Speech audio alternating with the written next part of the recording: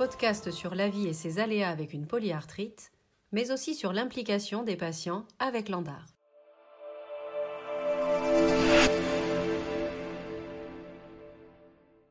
L'élu associatif.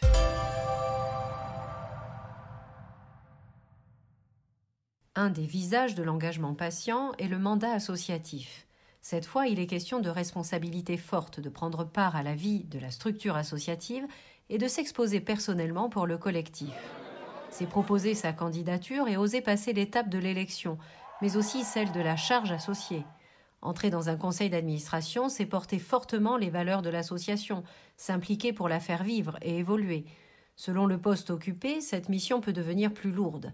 En effet, si les administrateurs ont un rôle de décision, le conseil d'administration ayant pour vocation de se substituer à l'ensemble des membres de l'association et de leur rendre compte, accepter un poste dans le bureau revêt un caractère encore plus engageant. Secrétaires, trésoriers, présidents et leurs adjoints endossent des responsabilités qui réclament du temps, des compétences et des convictions.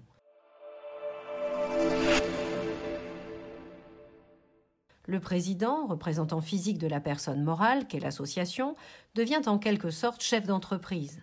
Selon la taille de la structure, il est certes décideur, mais parfois même employeur, avec toutes les règles que cela implique. Il doit alors être un pro de l'associatif et monter en compétence au besoin, à la fois à la tête des bénévoles et des salariés, se familiariser avec les règles et s'acculturer à l'environnement des associations en santé, tutelle, sociétés savantes, industrie pharmaceutique. Devenir associatif élu par ses pairs tient presque du sacerdoce. Un dévouement pas toujours bien reconnu, avec parfois l'idée que le titre est beau et donc tentant. Pourtant, derrière ce poste, il y a bien du travail au service des autres. Mais quand on aime... Le patient, après une longue expérience dans le bénévolat, une forte implication de patients experts ou de représentants des usagers, après de nombreuses interventions dans des congrès et bon nombre de tables rondes, peut décider aussi d'avoir une implication plus importante dans l'association. On parle alors du président d'association. C'est un combat pour le collectif. Le patient devient décideur et revendique les valeurs de l'association. Il se positionne avec une ferveur plus intense et prend position dans les instances politiques. Le président ou la présidente devient également employeur des salariés de l'association. Il va devoir gérer des employés, des bénévoles et se confronter aux instances. C'est donc le liant de l'association. De plus, il doit y avoir une osmose avec la directrice ou le directeur et la cohésion est un élément essentiel, ainsi que la communication afin de mener les projets de l'association. Mais quelles sont les qualités et les traits de caractère pour devenir président? Ce n'est pas donné à tout le monde. Il y a réunion sur réunion, ça peut être des fois très lourd, et puis de nombreuses sollicitations, et gérer les conflits en interne comme en externe, ça peut effectivement perturber moralement.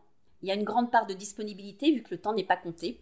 Donc c'est une activité, on va dire, qui est très très chronophage. Un actif, en fait, ne peut pas être président d'association. C'est vraiment trop lui demander, à mon avis. Et puis, c'est également, il ne faut pas l'oublier, une patiente. Patient avec ses problèmes de santé. Il y a beaucoup d'administratifs également. Il faut gérer plusieurs dossiers à la fois. Il faut avoir un réseau important et qui va se développer au fur et à mesure. Donc il faut du temps pour s'approprier tous les paramètres de l'association et faire son trou, comme dit notre présidente. Et puis je rajouterais aussi avoir un conjoint très très tolérant. Précédemment, on a vu que le patient peut tenir différents rôles et peut, s'il le veut, s'impliquer dans les différentes strates d'une association. Chaque bénévole peut y trouver sa place. Ça demande un peu de temps, beaucoup d'envie. Il n'y a pas de rôle meilleur que l'autre. À l'ANDAR, vous n'avez pas la pression de la performance. L'essentiel est de bien faire ce que l'on fait et de s'y épanouir. Mais la question à se poser, c'est de se dire « je suis malade, je suis patient, et qu'est-ce que je fais avec ça ?» Arrivé à l'ANDAR il y a quelques années, la fonction de président me paraissait loin de ce que je faisais, du peu que je faisais. Avec tout l'investissement, l'énergie, me voilà vice-présidente avec mon parcours associatif personnel. Je vois l'énergie que ça va demander et suis plus consciente des compétences utiles pour être présidente, d'autant plus reconnaissante à notre présidente Danielle qui endosse ce rôle.